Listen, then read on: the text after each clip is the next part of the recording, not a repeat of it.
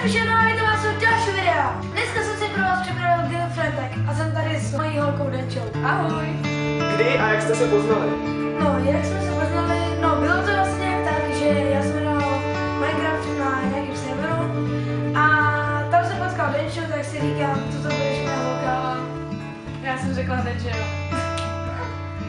Proč jste svůj vztah doteď tajili? Bylo to asi tak, že Denče vydala to video a vy jste si mysleli, že to je sranda, to nemůže být, máme moc takový rozdíl a podobně. No, tak jsme se rozhodli natočit tohle video a netajili jsme to potom. Ale pak se máme rádi, no. Bereme to vážně a doufám, že na to dlouho vydrží. Jak lidi reagují na váš věkový rozdíl? No, asi tak nějak, že prostě to není možný a podobně, ale... A my vždycky překoustavat teda. Co vám na tom druhým nejvíc vadí? Já určitě mám už ráda takové, jaký je, že?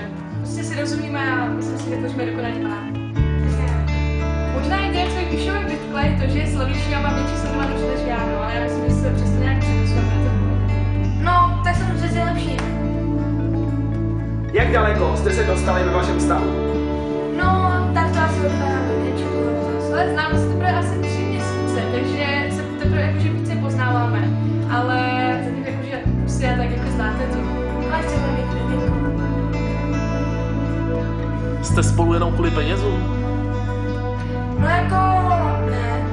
Já myslím, že na penězích vůbec nezáleží,